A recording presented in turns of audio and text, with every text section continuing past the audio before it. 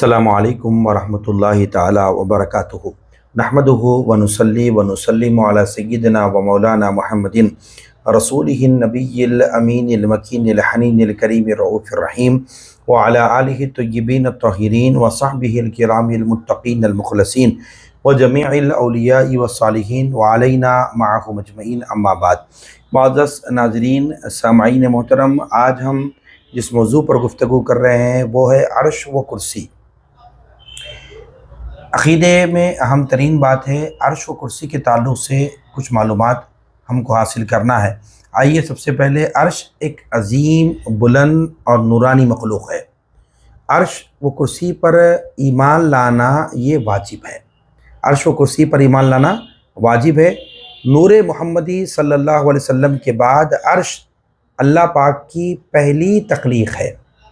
اب عرش کتنا بڑا ہے اس کے متعلق یہ بات بھی آپ جان لیں کہ عرش تمام مخلوقات میں سب سے بڑا ہے۔ اللہ پاک نے اسے ساتویں آسمان کے اوپر قائم کیا ہوا ہے۔ اللہ رب العالمین نے اسے ساتویں آسمان کے اوپر قائم کیا ہوا ہے۔ یہ امام فخر الدین رازی رحمۃ اللہ تعالیٰ علیہ نے اس کو تفسیر کبیر میں لکھا۔ عرش جنت کے اوپر ہے۔ نبی مکرم سرور عالم صلی اللہ تعالیٰ علیہ وآلہ وسلم نے ارشاد فرمایا، جب اللہ کریم سے مانگو تو جنت الفردوس مانگو، وہ اوسط بہشت اور اعلیٰ جنت ہے فرمایا، اور اس کے اوپر عرش رحمان ہے اور اسی سے جنت کی نہریں جاری ہوتی ہے۔ یہ بخاری شریف کی حدیث ہے۔ روایت کے حضور نے کیا فرمایا، تم جب بھی اللہ سے مانگو تو کیا مانگو؟ جنت الفردوس مانگو، وہ اوسط بہشت ہے اور اعلیٰ جنت ہے، اور اس کے اوپر عرش رحمان ہے اور اسی سے جنت کی نہریں جاری ہوتی ہیں۔ یعنی جنت کی چھت عرش ہے، یعنی کیا جنت کی جو چھت ہے وہ عرش ہے۔ اس کو شرح مقاصد میں اس بات کو لکھا گیا ہے۔ اب آئیے عرش کس چیز سے بنا ہوا ہے؟ عرش جو بنا ہوا ہے وہ کس چیز سے بنا ہوا ہے؟ اس بارے میں جو ہے مختلف اقوال ہیں۔ ایک تو پہلا قول تو یہ ہے کہ یہ نور سے بنا ہوا ہے، دوسرا جو ہے سبز زبرجد سے بنا ہوا ہے، تیسرا جو ہے سرخ یاقوت سے بنا ہوا ہے۔ یعنی عرش کی کس چیز سے بنا ہوا ہے تو تین قول ہمیں یہاں مل رہے ہیں۔ ایک نور سے بنا ہوا ہے، دوسرا سبز زبرجد سے بنا ہوا ہے، تیسرا جو ہے سرخ یاقوت سے بنا ہوا ہے۔ حضرت امام ابراہیم باجوری رحمۃ اللہ تعالیٰ علیہ فرماتے ہیں اس کی حقیقت کا قطعی علم نہیں۔ بعض لوگوں نے یہ تین باتوں کو بیان کیا ہے کہ یا تو نور کا ہے، یا تو سبز زبرجد کا ہے، یا تو جو ہے وہ سرخ یاقوت کا ہے۔ ابراہیم باجوری فرما رہے ہیں کہ اس کی حقیقت کا قطعی علم کسی کو نہیں ہے، یعنی کوئی یہ نہیں کہہ سکتا کانفیڈنس سے اسی سے بنا ہوا ہے، قطعی علم کسی کو نہیں ہے۔ اس لیے اس بارے میں حتمی جو رائے قائم کرنے سے خاموش رہنا اولا بہتر ہے، یہ امام باجوری فرماتے ہیں۔ اس کی حیت جو ہے شکل و صورت کے بارے میں تحقیق یہ ہے کہ عرش گول نہیں ہے۔ اس کی تحقیق میں یہ بات کی گئی ہے کہ عرش جو ہے گول نہیں ہے بلکہ وہ گنبد نما ہے، جو جنت کی چھت ہونے کے ساتھ ساتھ تمام مخلوقات اور دنیا کے اوپر سایہ فگن ہے۔ اس کے 4 ستون ہیں۔ اب آئیے کہ زمین و آسمان سے پہلے حضرت سیدنا عبداللہ ابن عباس رضی اللہ تعالیٰ عنہ فرماتے ہیں کہ ہر معمار، یعنی جو کنسٹرکشن کرنے والا ہوتا ہے، جو مزدور ہوتا ہے، معمار، یعنی پہلے وہ دیوار بناتا ہے اور پھر اس پر چھت ڈالتا ہے، لیکن اللہ رب العالمین نے پہلے چھت بنائی پھر دیواریں، کیونکہ اس نے زمین و آسمان کو بنانے سے پہلے عرش بنایا، پھر ہوا کو پیدا فرمایا، پھر اس کے پر بنائے۔ ان پروں کی جو کثرت کو اللہ تعالیٰ ہی جانتا ہے۔ پھر ہوا کو حکم دیا کہ وہ پانی کو اٹھائے۔ اللہ تعالیٰ کا عرش پانی کے اوپر ہے جبکہ پانی ہوا پر ہے۔ اس کے بعد اللہ رب العالمین نے عرش کو اٹھانے والے فرشتوں کو پیدا فرمایا۔ اللہ تعالیٰ کو عرش و کرسی کی حاجت نہیں ہے، اللہ تعالیٰ کو عرش و کرسی کی حاجت نہیں، بے شک وہ ان دونوں کے بنانے سے پہلے بھی تھا، حالانکہ اس وقت مکان بھی نہ تھا۔ یعنی خلاصتاً طور پر یہ بات بیان کی جا رہی ہے کہ یہ تمام چیزیں بنائی گئی ہے۔ اللہ رب العالمین کو جو ہے عرش و کرسی کی حاجت نہیں ہے، مگر اللہ رب العالمین نے اس کو بنایا ہے۔ زمین و آسمان سے پہلے عرش کہاں تھا؟ ایک بات ذہن میں آتی ہے کہ پانی پر تھا بولتے ہیں، لیکن یہ آئیے اسی کو تحقیق میں آپ کے سامنے رکھتا چلو کہ ہمارے پیارے نبی جناب رسالت مآب محمد رسول اللہ صلی اللہ علیہ وسلم نے ارشاد فرمایا اللہ پاک نے زمین و آسمان کے پیدا کرنے سے 50,000 سال پہلے، کتنے سال پہلے؟ زمین و آسمان کی تخلیق سے 50,000 سال پہلے ہی جو ہے مخلوق کی تقدیریں، جو تقدیر ہوتی ہے وہ لکھ دی تھی۔ اس وقت اللہ رب العالمین کا جو عرش ہے وہ پانی پر تھا، یہ روایت کے اندر ہے۔ 50,000 سال پہلے زمین و آسمان کے پیدا ہونے سے پہلے، تخلیق ہونے سے پہلے اللہ تعالیٰ نے مخلوق کی تقدیروں کو لکھ دیا۔ اس وقت اللہ کا عرش جو ہے وہ پانی پر تھا۔ اس کی شرح میں حکیم الامت مفتی احمد یار خان نعیمی رحمۃ اللہ علیہ فرماتے ہیں کہ اس پانی سے مراد یہ سمندر کا پانی نہیں، بلکہ عرش اعظم کے نیچے ایک قدرتی پانی ہے جو ہوا پر ہے، اور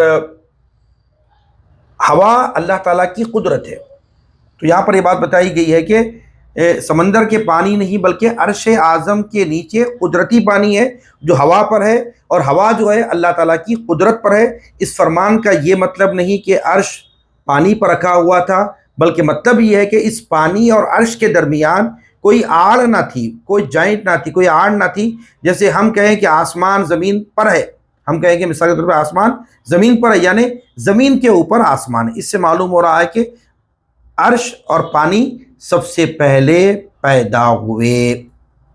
اب آئیے کہ حاملین عرش یعنی وہ فرشتے جو عرش کو اٹھانے والے ہیں، تو عرش کو اٹھانے والے 4 فرشتے ہیں، اور ابھی 4 ہیں۔ ایک روایت میں ہے کہ ابھی 4 ہیں، کہ عرش کو اٹھانے والے جو ابھی جو فرشتے ہیں وہ 4 ہیں، اور جب قیامت قائم ہوگی تو اللہ پاک مزید 4 فرشتوں سے ان کی مدد فرمائے گا، کیونکہ 29 پارے کے اندر وہ آیت مبارکہ بھی ہے وَيَحْمِلُ عَرْشَ رَبِّكَ فَوْقَهُمْ يَوْمَئِذٍ ثَمَانِيَةٌ، یعنی ایک ترجمہ یہ ہے کہ اس دن تمہارے رب کا عرش اپنے اوپر 8 فرشتے اٹھائیں گے۔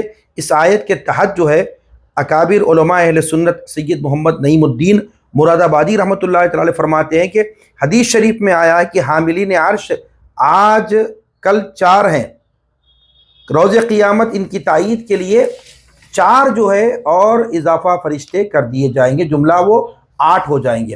حضرت ابن عباس رضی اللہ تعالی عنہما سے مروی ہے کہ اس سے ملائکہ کی 8 صفیں مراد ہیں۔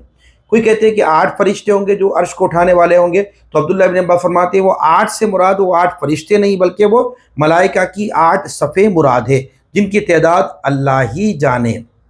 اب آئیے کہ عرش سے متعلق جو ہے، عرش سے متعلق 3 جو ہے میں چیزیں آپ کے سامنے بیان کر رہا ہوں۔ نبی مکرم سرور دو عالم صلی اللہ تعالیٰ علیہ وسلم نے فرمایا کہ 3 چیزیں عرش سے لٹکی ہوئی ہیں۔ آقا نے فرمایا کہ 3 چیزیں ایسی ہیں جو عرش سے لٹکی ہوئی ہیں۔ ایک رشتہ داری، یہ کہتی ہے کہ یا اللہ میں تیری وجہ سے ہوں لہٰذا مجھے نہ توڑا جائے۔ دوسرا ہے امانت، امانت یہ کہتی ہے کہ یا اللہ میں تیری وجہ سے ہوں، میں تیری وجہ سے ہوں لہٰذا مجھ میں خیانت نہ کی جائے۔ اور تیسرا جو ہے نعمت، یہ کہتی ہے کہ یا الہی میں تیری طرف سے ہوں لہٰذا میری ناشکری نہ کی جائے۔ تو یہ 3 چیزیں جو ہے عرش سے معلق ہے، یعنی جڑی ہوئی ہیں۔ ایک رشتہ داری ہے، دوسرا امانت ہے، تیسرا جو ہے نا وہ نعمت ہے۔ عرش کیوں ہلتا ہے؟ حدیث مبارکہ کے اندر آیا ہے کہ جو ہے نا عرش ہلتا ہے، تو لہذا اب جو ہے کیوں ہلتا ہے اس کی وجہ میں آپ کے سامنے بیان کرتا چلوں گا۔ حدیث مبارکہ میں ہے کہ کئی ایسے اعمال جو ہے حدیث میں ذکر کیے گئے ہیں جن سے اللہ رب العالمین کا جو اللہ پاک کا جو عرش ہے وہ ہلنے لگتا ہے۔ چنانچہ حضور نبی کریم صلی اللہ تعالیٰ علیہ وآلہ وسلم نے فرمایا کہ 2 فرامین میں آپ کے سامنے رکھ کے اپنے آگے گفتگو کو ختم کروں گا۔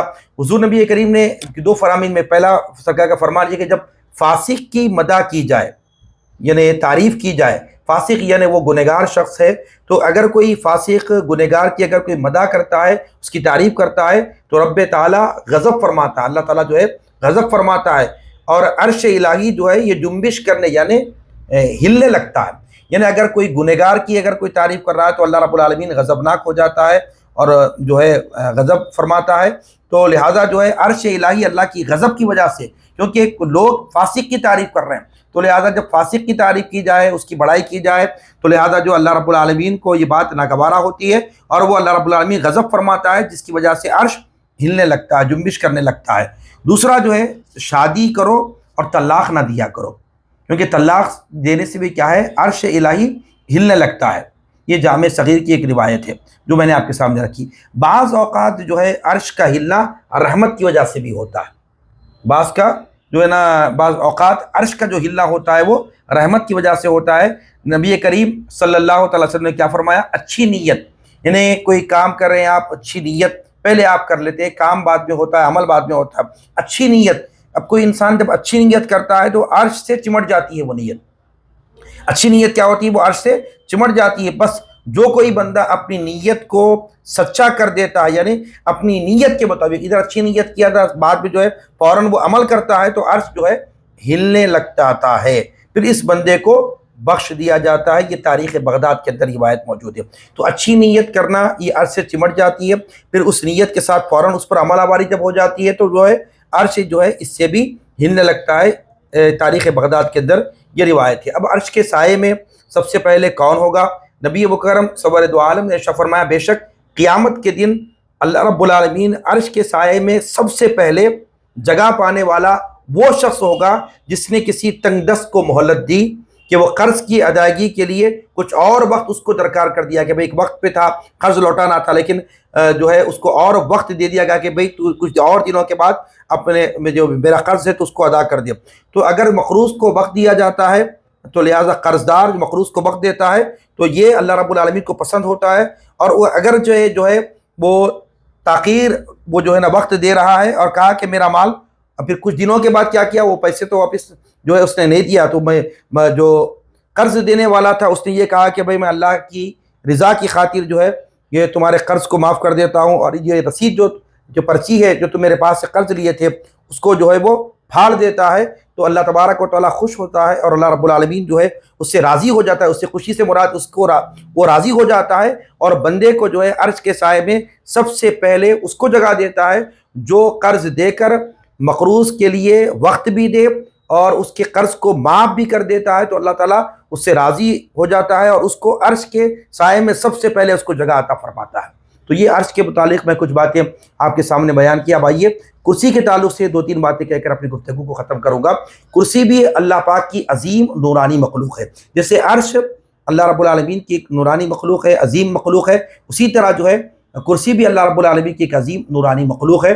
یہ عرش کے نیچے عرش سے ملی ہوئی ہے، یہ عرش کے نیچے ہے، عرش سے ملی ہوئی ہے، اور ساتویں آسمان کے اوپر ہے، اور ساتویں آسمان اور کرسی کے درمیان جو ہے 500 سال کی مسافت ہے، اور اس مسافت کے بارے میں کوئی بھی یقینی رائے قائم کرنے سے خاموشی ہمارے لیے بہتر ہے۔ انہیں پتہ یہ چلا کہ کرسی بھی اللہ پاک کی عظیم نورانی مخلوق ہے، یہ عرش کے نیچے اور عرش سے ملی ہوئی ہے، عرش کے نیچے پھر عرش سے ملی ہوئی بھی ہے، اور ساتویں آسمان کے اوپر ہے، اور ساتویں آسمان اور کرسی کے درمیان 500 سال کی مسافت ہے۔ تو لہٰذا جو ہے وہ کیسی مسافت ہے، کتنی مسافت ہے، ہم کو جو ہے اس پر ڈسکس کرنا نہیں ہے، بلکہ خاموشی ہمارے لیے بہتر ہے۔ کرسی عرش سے جداگانہ اللہ پاک کی مخلوق ہے، تو لہٰذا جو ہے یہ کرسی کے تعلق سے میں چند باتیں آپ کے سامنے بیان کیا ہوں۔ اب آئیے کہ کرسی کیسی ہے۔ نبی مکرم سرور دو عالم نے ارشاد فرمایا کرسی بھی موتی کی اور قلم بھی موتی کا ہے۔ کرسی بھی موتی کی بنی ہوئی ہے، اور جو قلم ہے وہ بھی موتی کا بنا ہے، اور قلم کی جو لمبائی ہے 700 سال کی مسافت ہے، اور کرسی کی لمبائی جاننے والے بھی نہیں جانتے آخر اس کی کتنی مسافت ہوں گی۔ حضرت وہاب بن منبع رحمۃ اللہ تعالی فرماتے ہیں کہ کرسی کے 4 پائے ہیں جن میں سے ہر ایک آسمان و زمین سے زیادہ لمبا ہے، اور ساری دنیا کرسی کے سامنے ایسی ہے جیسے تم میں سے کسی کی ہتھیلی پر رائی کا دانہ۔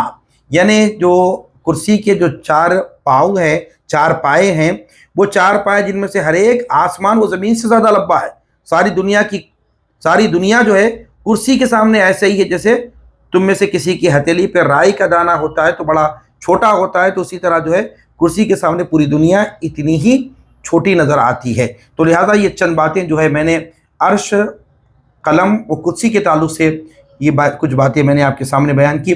اللہ رب العالمین کی بارگاہ میں دستبہ دعا ہوں پروردگار عالم ہم سب کو میرے مولا دین کے بنیادی علم کو سیکھنے، عقائد، اعمال کی اصلاح کرنے کی توفیق عطا فرما۔ وما علینا الا البلاغ، وآخر دعوانا